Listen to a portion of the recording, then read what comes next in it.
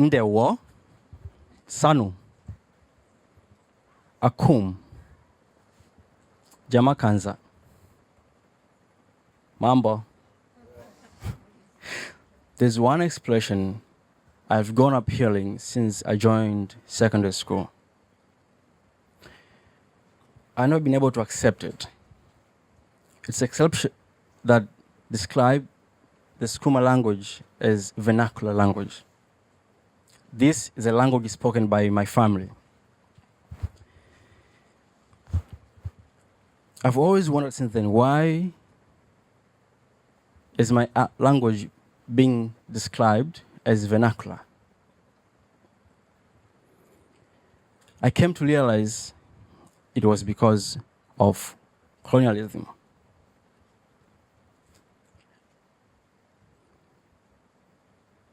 Colonialism came to Africa, and one of the remaining symptoms of this project was turning Africans against their own languages, their own cultures and traditions. As a village boy in school, I've always been seen as an outcast because when I speak my English, which I wanted to learn, it has always had an effect of the tribe language I come from. So I never had an English which was more beautiful with an English accent. And so whenever I speak, you'll see this guy is from the village.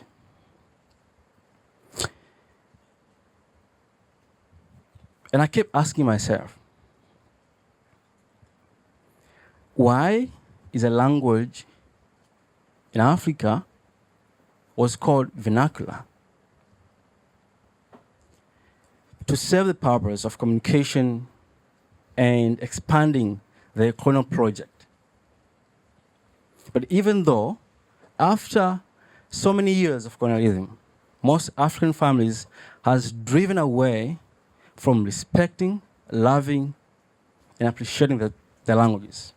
I was born in a family whereby my parents were divorced. So I lived from foster family to foster family and to my grandmother who loved Sukuma language. So you'll never say shikamo, you never say anything. You have to speak in our own language. So I grew up loving the same language. But even though I loved this language at school, for me to pass, for me to be seen as intelligent, as smart, I must be able to speak English. The measure of my intelligence was English. This really disturbed me. Because I know many people I've met in Europe, in China, who can't speak my language, but I can speak theirs. So who is intelligent?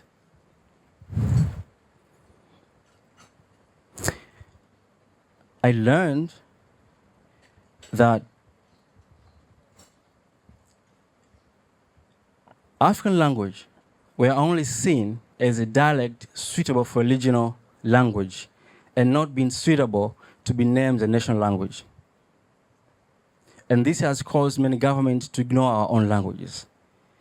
It has transcended to how innovation, entrepreneurship, literature, history, and politics have been shaped in Africa. African innovation and science and technology has been ignored because Africa became a recipient of solutions, technology from abroad. These technologies came with a manual written in the language of the colonial master. Even if that solution was so important for my grandmother in the village, it could never be put in my local language. We talk about human-centered design.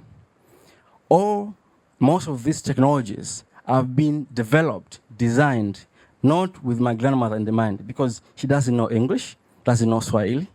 So, is the solution you're building for her? Or we are forced to submit because we have no option? How many of you, by the raise of hand, have arrived here by Google Map? Just raise your hand, Google Map. I'm very fascinated, and at the same time, I have so much grievance around when you use Google Map. Google will speak to you, the machine learning and the AI will speak to you in an English accent. And this is Makuti, and they'll say Makuti, or Makute. Like, the accent of our names for geographical areas are not well pronounced. But we can pronounce well the geographical locations of their names or locations when we are in those areas or countries. Today, in 2020, machine learning, artificial intelligence are being trained to have capabilities, cognitive abilities to be able to serve the human race best.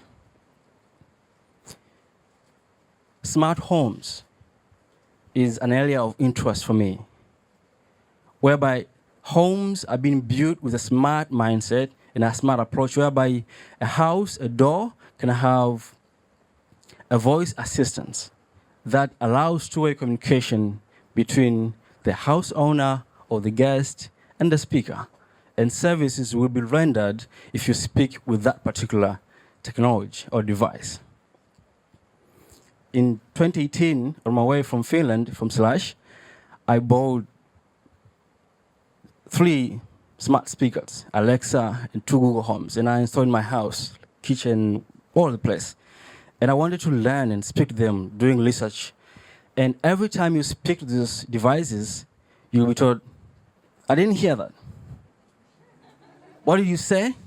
I didn't quite get that. I'm like, I just said, play music. You know? And I learned these technologies were never built for Africa, for me, for us. They were built for Europe and American market, but we want those technologies, right? I learned artificial intelligence and machine learning has more capacity and capability to create impact at an individual level, family level, and national level. Beyond that, artificial intelligence can actually bring joy into somebody's lives.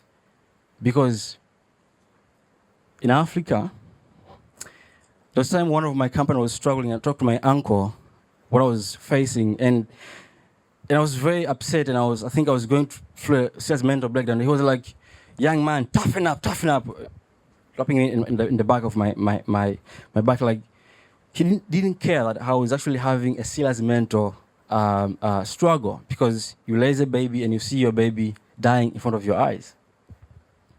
But then I learned, what if I could speak to a smart speaker about my issues? But I have to use English, French, German, Japanese, or Chinese.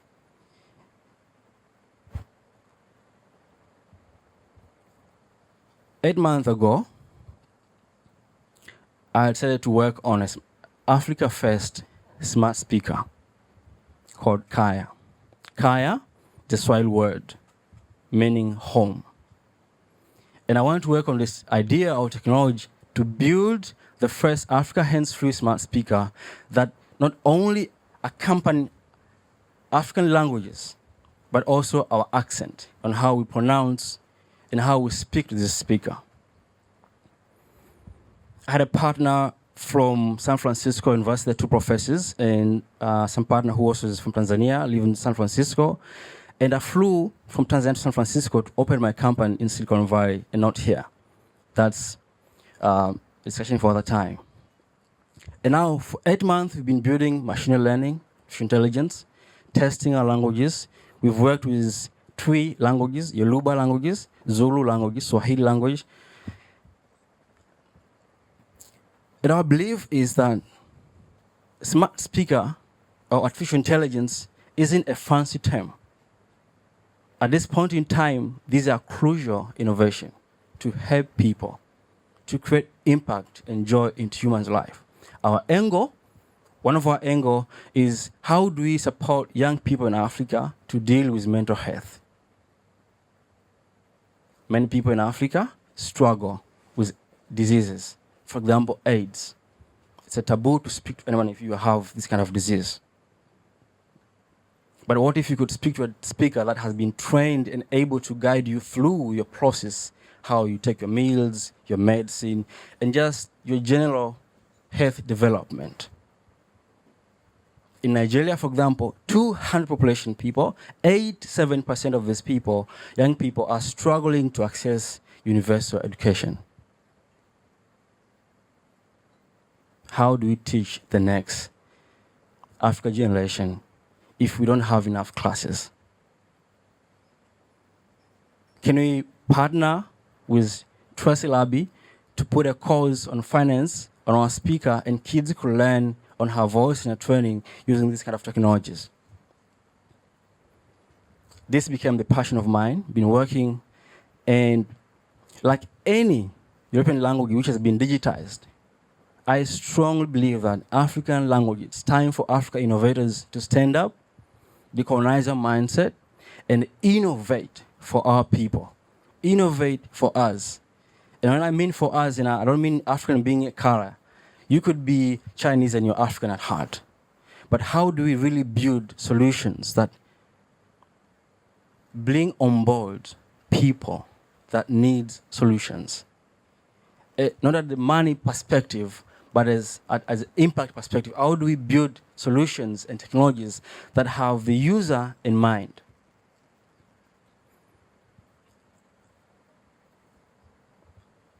Today, Swahili is one of the most spoken language in Africa.